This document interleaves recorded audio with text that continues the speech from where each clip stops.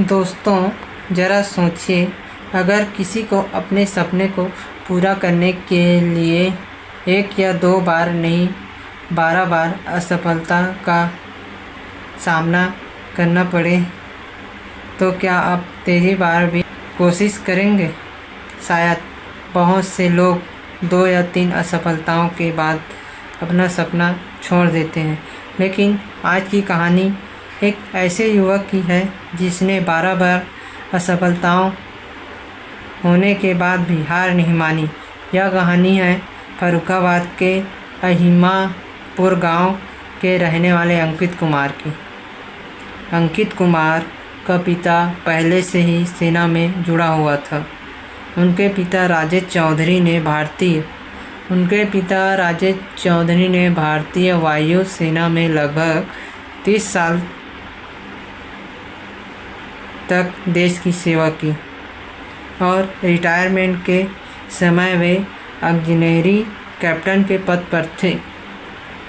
पिता को वर्दी में देखकर शायद अंकित के मन में भी देश सेवा करने का सपना पैदा हुआ, लेकिन इस सपने को पूरा करने का रास्ता बिल्कुल आसान नहीं था।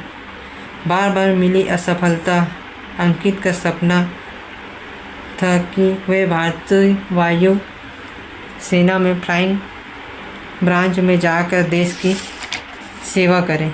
इसके लिए उन्होंने एसएसबी के इंटरव्यू और चयन प्रक्रिया में 1-2 बार नहीं बल्कि 12 बार असफलता हाथ लगी। फिर भी वह घबराया नहीं,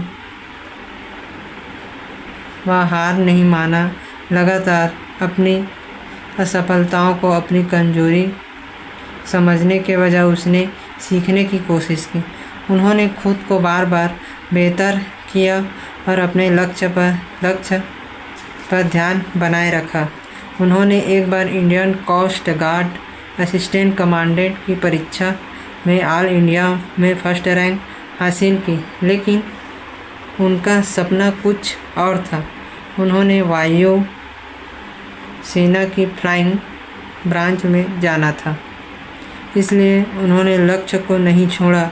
और फिर आया एक दिन जिसका अंकित को इंतज़ार था। लगातार प्रयास और मेहनत के बाद आखिरकार उसका चयन जो है फ्लाइंग